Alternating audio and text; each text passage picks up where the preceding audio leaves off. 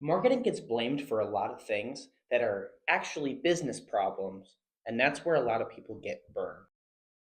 Okay, so what businesses think marketing actually is the more clients, the more customers, the more phone calls, whatever you are hiring a marketer to do, that's what people think, right? That's what people think marketing is for. However, it's not. Okay. What marketing actually is the visibility and putting your brand out there and online and reaching those customers who might never have heard of you, might never have known anybody who's ever known you. You know what I mean? That's how you reach those different people. That's how you understand those different people, okay? But, however, marketing cannot save a broken offer. I love to use this example because it's a very great example.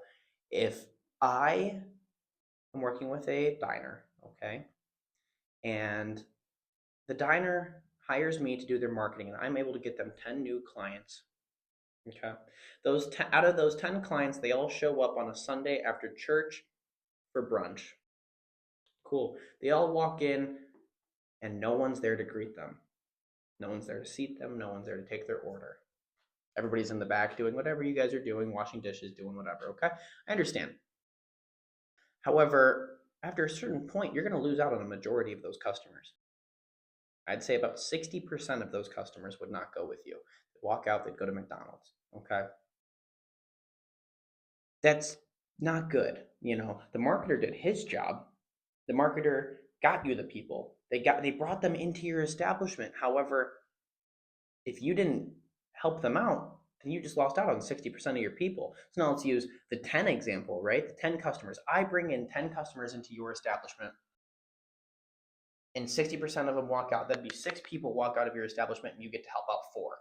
Those aren't good numbers. Those aren't good odds, okay? So that's why your follow up needs to be impeccable, okay? Let's take a plumber, a roofer, any blue collar job, right? If I'm able to give you 3 new clients, okay? And out of those 3, you show up late to 2. And I'm talking late. I'm talking 15 to 30 minutes late, okay? How well do you think you're going to be intrigued? How well do you think that you are going to be viewed in their eyes? Probably not that well. Probably you look sloppy. Probably the customer is going to go with another company or another roofer or another plumber or another electrician or whatever your blue collar job is, okay? Because of the fact that you were late.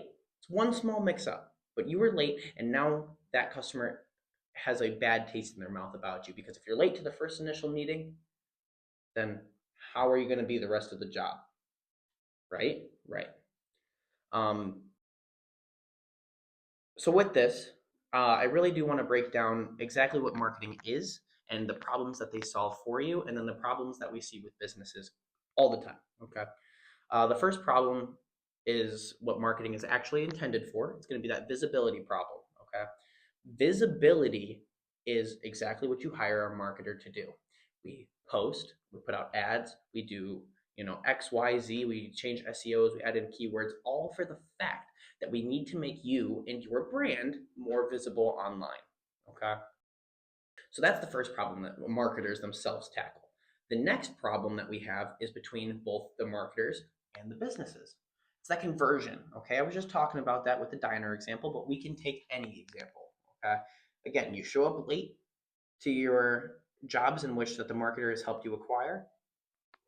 Well, unfortunately, you're probably not going to be able to do that. Or if the marketer sends you an email and says, hey, these are 10 new people that are interested, give them a call. And you don't call them, you don't follow up, you don't do anything with that.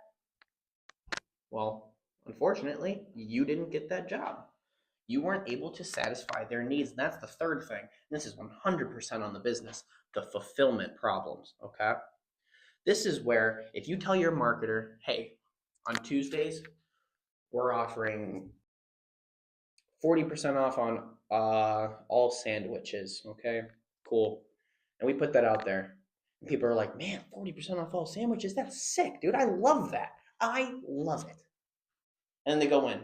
They're like, hey, I saw you were offering 40% sandwiches. And you're like, That's only if you use it online, or actually, no, that promo just ended, just so that way you can make a quick buck. Okay. While you might make that quick buck that day, they're never coming back because now they feel lied to. Now they feel like they aren't valued as a customer.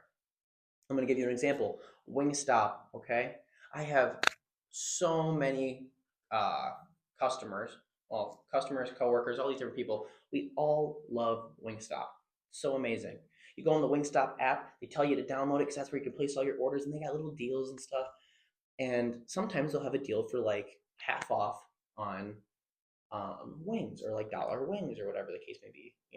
Cool, awesome, great. So now you go into Wingstop, you place your order, like, hey, I saw online that you guys are doing this, and you're like, oh, that's only online. I'll tell you what, as soon as I figured that out, I never went on the app again. The same thing applies to small businesses as well. Just because you want to make a quick buck and you're like trying to swoosh over the customer, you need to fulfill that customer's needs over yours, okay? Because if you were to give that customer and fulfill, if you were to give that customer exactly what they asked for and you fulfilled their needs, well, then they're going to be returning customers. They're going to come back, you know. And then you most likely made more money off that deal because that deal that we were talking about probably doesn't exist anymore. They might come back 3 months from now and be like, man, that sandwich was really good. That sandwich was so impeccably good that I'm going to pay full price for it. And now not only did you just make, whatever the original transaction was, but now you're getting full priced. You see the point there? So not only do we have to have good visibility and reach customers that we would have never have reached before, but then on top of that, we have to have good conversion rates. So follow up with these people, bring these people in, whatever the case may be. But then as well, we got to fulfill our customers' needs. If we don't fulfill our customers' needs, then what are we marketing for? Does that make sense? Something I want to just mention here, kind of a PSA, totally off topic, is other agencies, especially small local ones that I've been checking out over the past couple weeks, they overextend themselves. And I'm not trying to dog on anybody else's marketing, strategies or whatever the case may be, or companies. However, I feel like they're overextending themselves. I see a lot of times where they're like, sign up with us and we'll get you 100 new clients in 30 days or whatever that is, things like that. And that's not how marketing works. At least good marketing, that's not how it works, okay? I don't know how they would do that unless they had people locked up in their basement and they said, here, you can go out and you can be free as long as you go to this establishment on this day. Holy crap, now you got 100 different clients. Whoa. Most likely, that's not how it works. Okay, and I've talked to a lot of other marketers, and they've all said kind of the same thing, that rather than forced marketing, natural marketing is 100% better. Natural marketing makes customers feel like they came upon you, and they basically discovered you. Even though you put the ad out there, even though your intent was to find those different people, they feel that they found you. Comparatively to that forced marketing where you're pushing it out, pushing it out, pushing it out, pushing it out, pushing it out. And now the customer is just bombarded with whatever the case may be, where they're bombarded with posts, they're bombarded with all these different things. It doesn't help anyone. You know what I mean? They might show up one time, but our goal is to not only have one time customers, but to have reoccurring customers. We want to see that constant flow of customers. Where our goal here is, it depends on the business, but I would like to see once a year those customers come back. Obviously, I would love to see more than that. If they could come back every week, that'd be awesome, but most likely that's not going to happen, okay? Especially if you're a service, you're a painter, roofer, all those different things. Um, so anyway, back on to what I was talking about with the marketing companies who overextend themselves. What you do there is you overextend yourself, you overpromise and underdeliver. That's not good for anybody because now the business is looking at you and they're saying, well, why didn't you get us what you promised us? You said that if we paid you this money, you'd get us 100 new customers. And now that's where the backtracking starts. The well, this happened, and then this happened, and then this happened, and then it just doesn't work like that. Stop. All that does is destroy trust and leave you bad reviews. That's all it does.